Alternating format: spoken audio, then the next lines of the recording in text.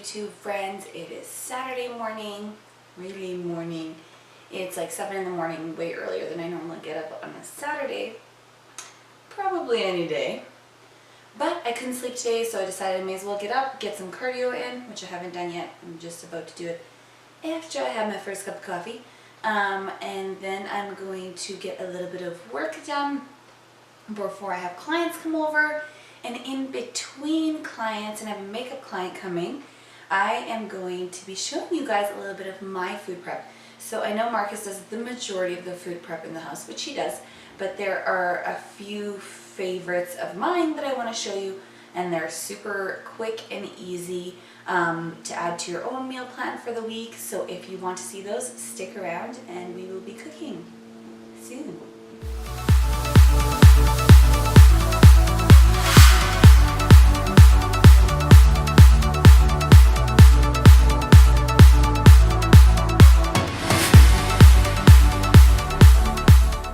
Alright guys, we are starting off with our pulled tomato chicken. This bad boy was prepped the night before because it did need to sit in the slow cooker for about 8 hours.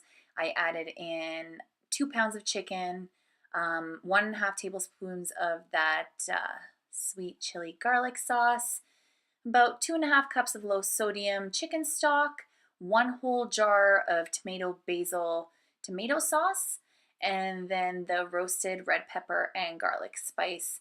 And then just topped it off with water because you want the chicken completely submerged. And then covered it, let it sit overnight. And the magic of video editing.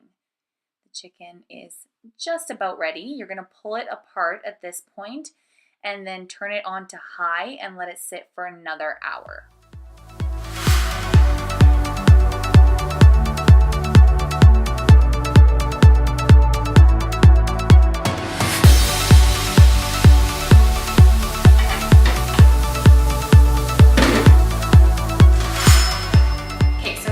Chicken is done. I'm going to go ahead and strain it.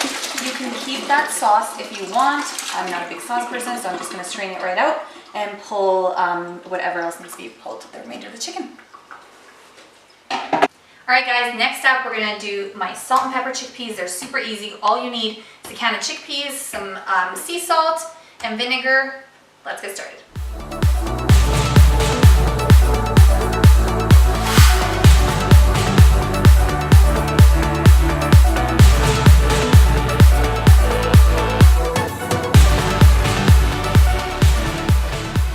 Now that we've rinsed the chickpeas, you're going to pour vinegar over them until they're completely submerged.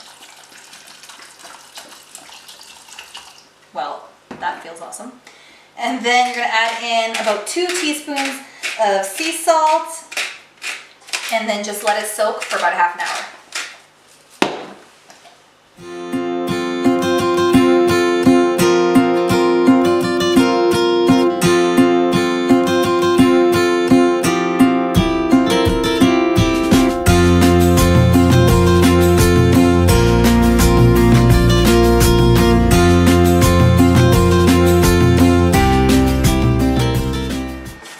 Chickpeas are finally dried out. You're going to give them a good shake so the oil coats them. Add a little bit more salt to the top. The oven's ready at 350 to go. You're going to pop them in for about 10-15 minutes, feel it out, and then we're going to roast them for the last 5 minutes. Okay guys, chickpeas are all ready to go. They're nice and roasted and they look and smell amazing. They're a great addition to your protein, a great way to have a snack when you're watching a movie, a snack for your kids to take to school. Just do watch your portion controls with this one. They are quite high in calories, so portions will be important here, although they are great for you. Next up, we're going to make one of my favorite low-carb side dishes, cauliflower mashed potatoes. So what you're going to need, some almond, coconut, cashew, your choice of milk. You can even use non-fat milk if you like. Coconut oil, salt and pepper, and garlic. That's all you need. Let's get started and chop the cauliflower up.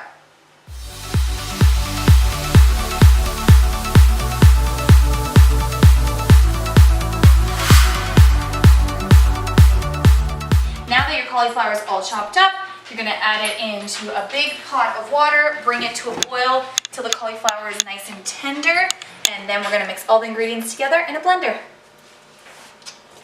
All right guys, cauliflower has been boiled and especially cooled. This one is super important. You don't want to add hot cauliflower into the blender and start it up. I'm speaking from experience. We've had cauliflower up on the cupboards, up on the ceiling.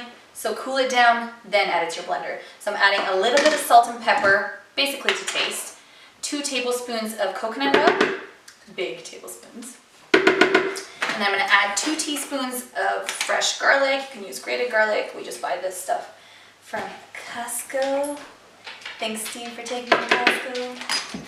And then you're gonna add about a cup and a half of your coconut milk, your almond milk, hazelnut milk, or a blend of all of them, and give it a blend until it's nice and smooth.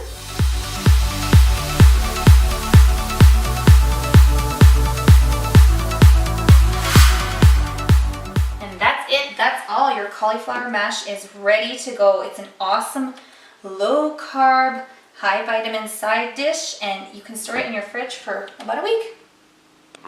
Next up, we're gonna make a roasted carrot soup. This is an awesome guilt-free comfort meal. So you're gonna need about 10 carrots, peeled and chopped. Preheat your oven to 350, glaze your pan with olive oil, and then you're gonna top it with the roasted garlic and pepper seasoning and bake it till they're golden and soft throughout.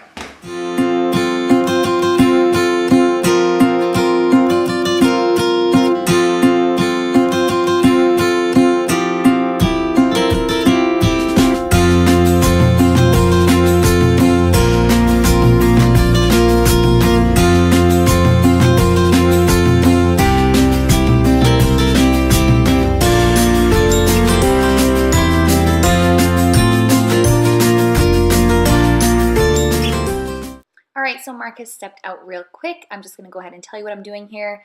I have the stove on at medium. I added in 1 tablespoon of olive oil. I'm gonna do 1 teaspoon of garlic at the bottom there. And then I'm gonna add a little bit of that roasted red pepper and garlic seasoning. And then just take it all off with 3 cups of low sodium chicken broth. And then cover it and let that simmer for basically as long as your carrots are cooking there.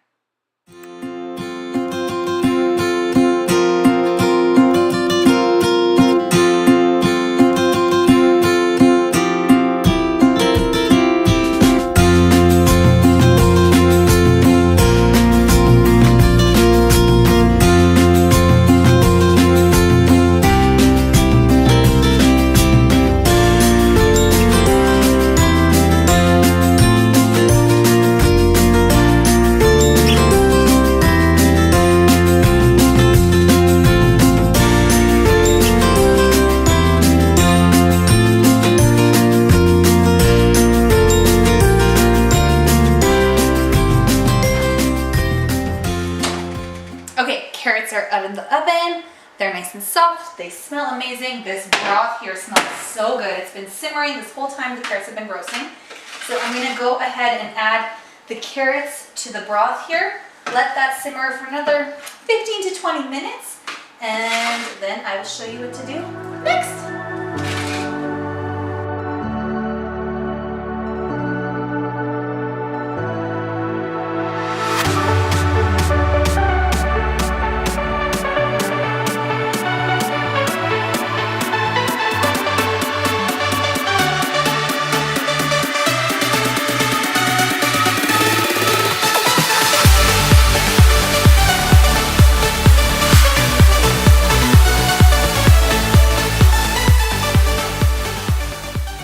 Last but not least, I saved a sweet treat. Saved the best for last.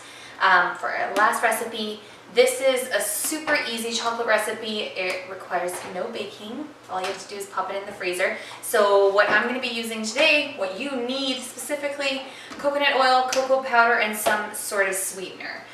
Today I'm going to be using Splenda. You don't have to use Splenda. You can use stevia. I find it a little bit more bitter. Or if you don't mind the sugar, you can add honey to it. And then I'm going to go ahead and add cocoa powder, shredded coconut, a little bit of vanilla, and this chia cereal that I found at Costco as well. There's hemp seeds, chia seeds, and then a bunch of dried fruit. So I'm gonna go ahead and melt down 7 tablespoons. So making the portion as if we're gonna have 1 tablespoon of coconut oil per day. Melt it down, and then we're gonna make the chocolate. Now that the coconut oil has melted down, I'm gonna add about 2.5 very heaping tablespoons of cocoa powder. If you like it a little bit more bitter, you can add some more. And then I'm gonna add 3 packets of stevia. It's equivalent to about 6 teaspoons of sugar. I'd say a little bit more, that's what the package says. You're gonna stir it all in, let it melt down again. And then, to make your flavorings, you're gonna add whatever toppings that you want, whatever additions you want to your chocolate, into the bottom of your little ice cube tray. So we're gonna be using an ice cube tray for the mold, adding the toppings to the bottom, and then we're gonna go ahead and pour the coconut oil mixture over top of it and let it sit in the fridge until it's solid.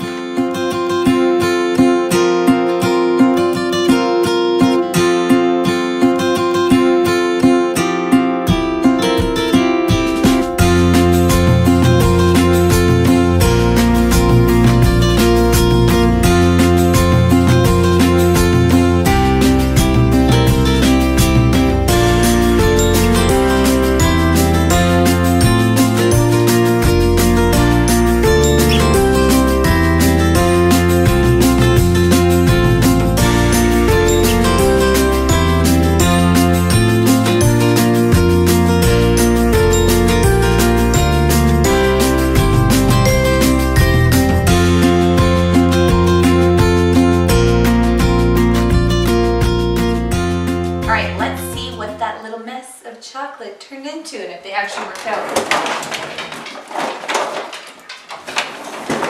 Well, I think we did it. Let's see. They worked! Still worked out.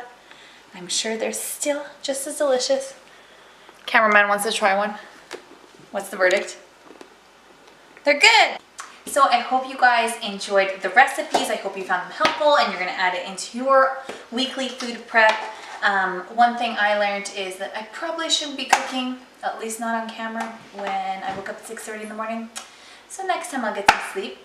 I hope that you enjoyed the video. If you did, make sure you give it a thumbs up and subscribe for more. I'm gonna go ahead and enjoy this chocolate and hit the gym.